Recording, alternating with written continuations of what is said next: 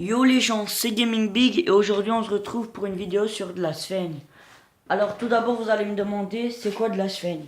En fait de la sphaigne c'est une mousse végétale qui se retrouve dans les tourbières. Une tourbière c'est un endroit où vous avez de l'eau qui stagne. Par exemple un volcan inactif, il pleut et l'eau là-bas il stagne pendant des milliers d'années. Et vous avez de la sphaigne qui va commencer à apparaître.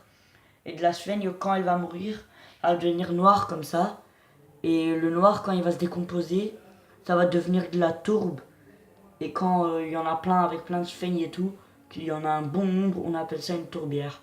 Les tourbières, vous pouvez en trouver dans les Hautes-Fagnes en Belgique ou des trucs comme ça.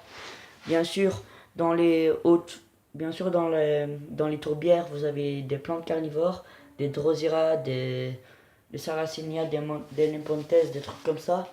Pour les gens qui s'y reconnaissent pas, vous pouvez aller faire des recherches sur les plantes carnivores sur internet, si ça vous intéresse, grâce à cette vidéo. Et voilà, alors comment fait-on pour faire de la culture de sphaigne? Alors tout d'abord, de la sphaigne, c'est ça. C'est ça, attendez, là vous voyez pas bien. Là vous voyez pas bien non plus. C'est ça quoi, c'est une couche comme ça. C'est une tige. Enfin, voilà, c'est ce que je peux dire. On peut dire que c'est une tige qui grandit, et que quand il grandit, la partie qui est tout en dessous, ça devient noir comme ça. Et la partie noire, quand elle se décompose, ça devient de la tourbe, je vous ai déjà dit. Et la partie, la tête, c'est ce qui va pas arrêter de pousser, ça continue à pousser, à pousser, à pousser. Ça peut faire 1 mètre à 1 mètre et demi, une sphaigne quand elle grandit. Donc la partie là, elle va commencer à grandir, grandir, grandir. À la fin, ça va devenir de la tourbe. Il faut 1000 ans pour que la sphaigne se décompose en tourbe. Et la sphaigne grandit de 3 cm par an. C'est ce qu'ils disent, mais moi, quand je fais de la culture de sphaigne, ma sphaigne elle grandit pas de 3 cm par an. Je peux vous dire qu'elle grandit bien. Par exemple, les petits morceaux que vous voyez là qui sont tout petits, ça va grossir et ça va devenir comme ceci. Voilà. Donc, pour faire de la culture de sphaigne, il vous faut 4 bouteilles de 5 litres d'eau déminéralisée. De l'eau déminéralisée, c'est de l'eau que vous pouvez utiliser pour le repassage des vêtements. Vous pouvez aller dans des magasins et demander de l'eau déminéralisée. Et c'est près des fers à repasser. Vous pouvez en trouver, ça se vend par 5 litres. Moi, j'ai acheté 4 grosses bouteilles de 5 litres à 4 grosses bouteilles de 5 litres. Une bouteille de 5 litres, c'était 80 centimes. Alors vous faites x4. Hein. Et pour au-dessus j'ai mis du fil plastique. Parce que quand l'eau elle va s'évaporer, ça va venir ici, ça va faire des gouttelettes comme ça. Les gouttelettes ils vont tomber, ça veut dire que vous n'allez pas perdre beaucoup d'eau quoi. Il faut quand même de l'aération, c'est pour ça que là, il y a des petits trous. Alors l'air passe, parce qu'il faut une aération. Il y en a 3 là, 3 là, 3 là et 3 là. Alors, après, le bac, je l'ai acheté à 14 euros. À 14 euros, je l'ai acheté. Il fait 25 cm comme ça. Et il fait 70 cm comme ça. De là à là, il fait 70 cm. Et il y avait le capuchon avec, mais le capuchon je le mets pas parce que ça empêche la lumière de passer.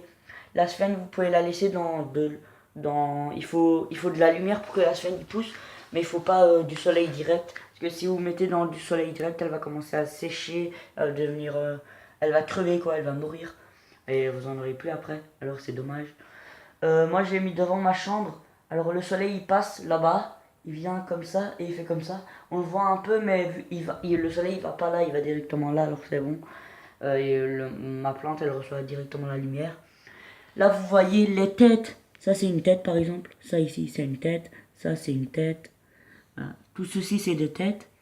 Et c'est par les têtes que ça grandit. Là vous voyez qu'il y a plein de têtes en dessous, mais c'est normal, c'est parce que je viens seulement de faire mon bac. Il n'y a même pas 30 minutes.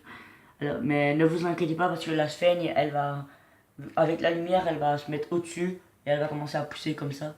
Donc, moi, je pense bien qu'à la fin, quand elle sera bien grande, elle aura absorbé toutes ces eaux. Alors je vais rajouter de la tourbe. Et au-dessus, je vais laisser la sphaigne. Et je vais en récupérer pour refaire une culture. Et comme ça, je mettrai de la tourbe jusque là. J'ouvrirai le bac. Et je mettrai des plantes carnivores comme des dionnées. C'est la trappe-mouche, hein, celle qui se referme. La drosera, c'est celle avec la glu. Quand l'insecte il est piégé dedans, il peut plus s'échapper, il crève d'asphyxie. Et il y a la Nepenthes et la Sarracenia, c'est les pièges à urne. C'est un petit tuyau et l'insecte il est attiré sur le capuchon parce qu'il y a du nectar avec la couleur et tout, il est attiré. Alors il croit que c'est une fleur ou et vu qu'il y a du sucre, enfin c'est pas du sucre, c'est un machin que la plante elle sécrète et ça attire l'insecte et l'insecte il se pose sur l'opercule et après il va sur les côtés, sur le bord et il glisse. Il y a des poils retournés alors l'insecte il peut plus remonter. À l'intérieur il y a de l'eau, c'est pas de l'eau, c'est un truc que la plante elle sécrète elle-même pour digérer l'insecte. Une fois que l'insecte il est tombé dedans, la plante elle sécrète des enzymes digestifs et elle commence à digérer l'insecte. D'abord, après 3 semaines, vous pouvez être sûr que l'insecte il est digéré.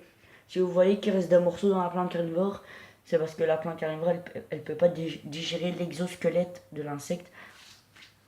Il digère l'intérieur, mais pas l'exosquelette. Donc voilà, je pense que j'ai tout dit. Voilà. Je sais pas. Ouais, je pense que j'ai tout dit. Alors la sphaigne, elle va commencer, toutes les têtes vont commencer à venir par là.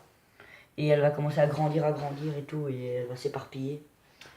Et la sphaigne, ça fait du spore, ça fait pas de fleurs. Les sporanges, ça fait des sporanges en fait.